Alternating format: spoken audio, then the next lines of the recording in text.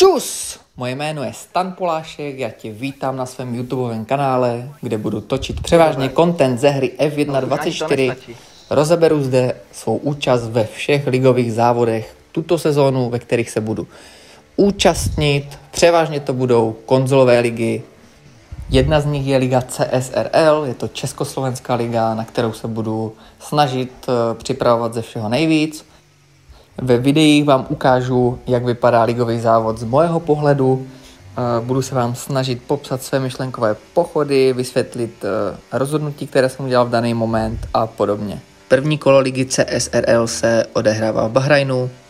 Ve videu jsme se rovnou přesunuli na můj první kvalifikační run v Q2.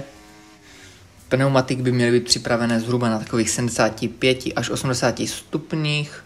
Před nájezdem do poslední zatáčky zapnu Hot Lap Mode, jakmile se srovnám na trakci, zapnu zhruba 10% baterky a snažím se držet uprostřed, ne-li trošku na té pravé straně, abych se vyhnul vlastně hrbolkům.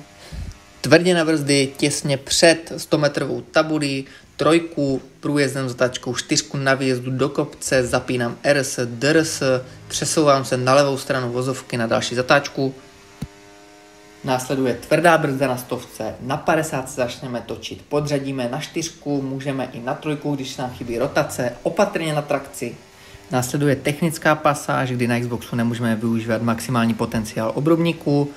Najdeme na levé straně zelený tartán, volíme 3 na průjezdu zatáčkou a snažíme se dostat na pravou část vozovky. A na pravé straně vyhledávám oranžovou tabuli, jdu na brzdy, snažím se to auto srovnat, volím 3 průjezdem i na výjezdu, zapínám RS, DRS, maximálně do těch 50%, držím se na pravé straně, využívám co největší šíři té vozovky, na 60 metrech zabrzdím 4 průjezdem, opatrně na trakci, zase mi to tady cuklo.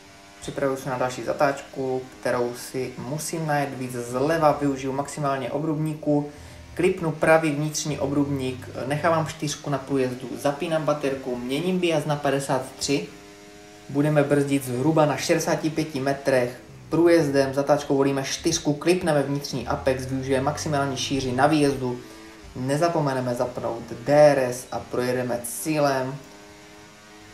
Finální čas je 1.27.969, jelikož to bylo na použitých pneumatikách, tak to není úplně špatné.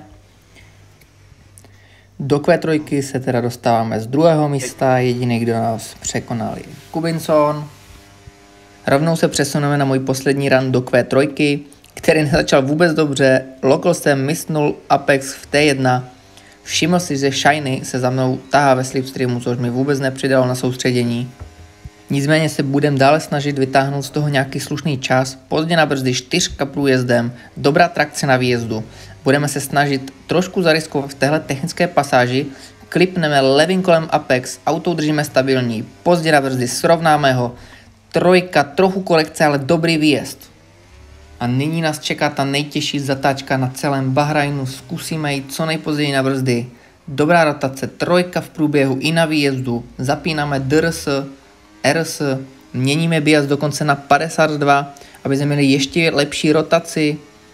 Pozdě na brzdy, 5, klipneme Apex, dobrá minimální rychlost, žádný wiggle na trakci.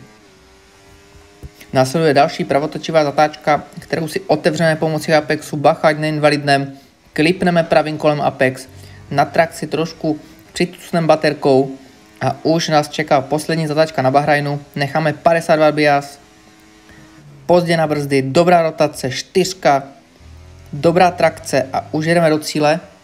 Už nám zbývá se jenom modlit, ať to stačí a je to nakonec čas 1.27.272. Čas to není vůbec dobrý, jezdíval jsem úplně stabilně pod 1.27, nicméně tenhle čas stačil na pole position, určitě si nebudeme stěžovat a zbývá nám se soustředit na závod. Na závod jsem zvolil strategii soft hard, křídla pojedu 46-41, trošku nižší, abych měl lepší top speed. Jak vidíte, v kvalifikaci jsem použil nízké tlaky, abych neměl takový problém se zahřátím pneumatik a získal trochu víc gripu, ale na závod určitě zvolíme tlaky maximální. Přesuneme se rovnou na start závodu, červená světla se rozsvícují, máme 5 červených světel, právě zaslá sezóna 24-25 je odstartovaná, příšerný start, okamžitě jdu na inside, Musíme bránit hned do té jedničky, aby mi to tam kluci neskusili poslat, což se nám povedlo bez kontaktu. Nicméně kluci mě hned na konci toho prvního kola dohnali. Domez mě bude brát v té jedničce za použití baterky. Slipstream je velice silný v letošní hře, takže není třeba ani toho DRS-ka z začátku. Mírný kontakt, ale bez problému. A už vidíme, že i Shiny bude používat svou baterku. Vlastně i DRS už je aktivované v tomhle kole. Já jdu hrozně na inside, špatně jsem to odhadl, nedotáčivý na výjezdu, trochu wiggle, Shiny to naštěstí všechno přečetl správně a udělal mi tam dostatek prostoru. Nicméně jsme se ocitli až na 3. pozici a budeme se snažit to nějak zvrátit, zatím hodně strugglem s tím těžkým autem. Přesuneme se do 3. kola, kdy jsem si trošku našetřil baterku a zkusím kluky oba dva předjet do té jedničky, což se mi daří na rovince, nicméně musím trošku bránit. Použiju brzdu tak, abych si kopl zadek trochu do smyku, abych měl lepší rotaci na výjezdu. 4, ale vidím, že Shiny bude mít DRS a bude na mě znova útočit v další zatáčce. Jdu bránit, tentokrát to vypadá líp jak minule, nicméně Shiny ho tam pořád mám, trochu ho skvíznu na Apex, aby z toho vycouval. Naštěstí Shiny vycouval a pozici si teda vezmeme. Zpátky jsme se vrátili do vedení v 4. kole závodu. Přesuneme se až do 7. kola závodu, vidíme, že Domez už postupně s pneumatikama odpadl a máme tam Mayera na 3. místě. Shiny na mě útočí do té jedničky, špatně odhadl brzdící bod a pošle mu to na vnitřek. Stále ho tam mám, jeden bok po boku, trochu mě skvízl. Mírný kontakt na rovince, ale to bylo spíš nešikovné, pořád je to první závod sezóny. Tak jsme znova na vnitřku, Shinyho tam pořád máme svým pravým kolem, ale pozici jsme uhájili. Nicméně Shiny za pomocí DRS systému se mě snaží hned zápětí předjet znova.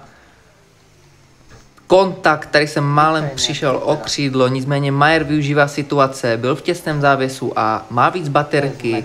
Snaží se mě předjet v DRS zóně, což se mu podařilo a já jsem se ocitl znova až na 3. místě. Jak vidíte, v 9. kole jsem se rozhodl jít se Shinem do boxu, abych se měl po případě s kým tahat. Zvolíme tvrdé pneumatiky, zmačkneme včas tlačítko, aby jsme nestratili čas v pitech.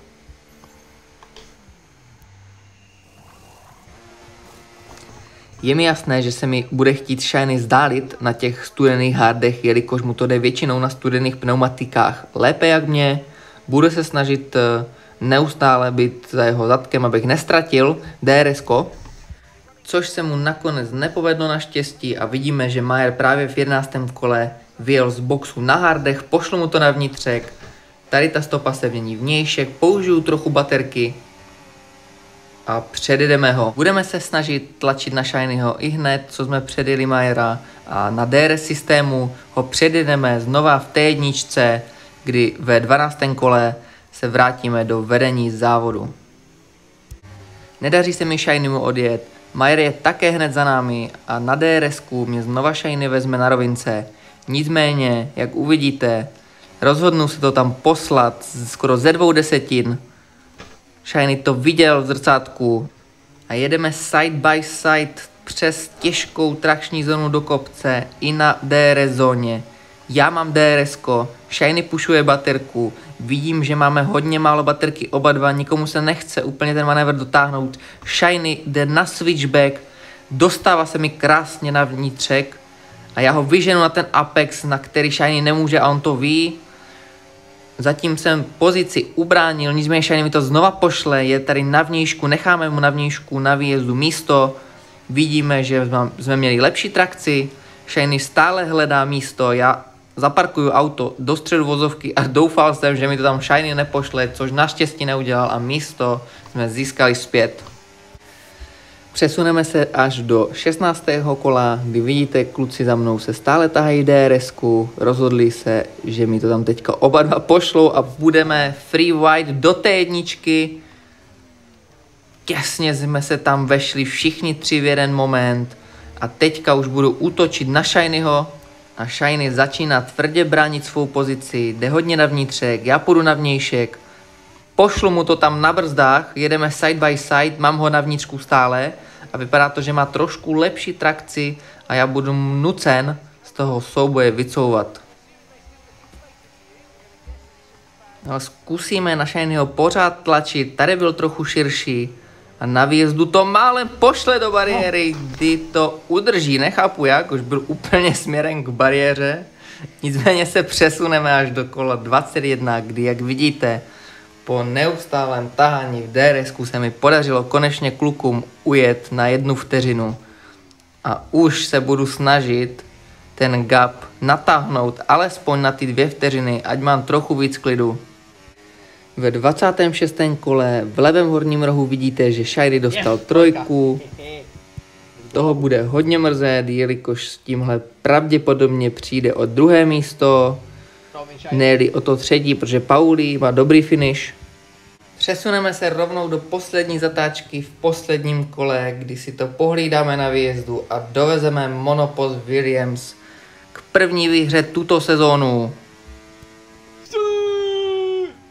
Yes! Kamo, to bylo tak intense, to piče. Po prvním kole vypadá takto, mám 27 bodů, 2 body navíc za vítězství v kvalifikaci a za nejrychlejší kolo závodu. Ideální start do sezóny. Další kolo se bude odehrávat v Saúdské Arábii, tam se nebudu účastnit, uvidíme se až v Austrálii. Já ti děkuju, že se koukl na tohle video.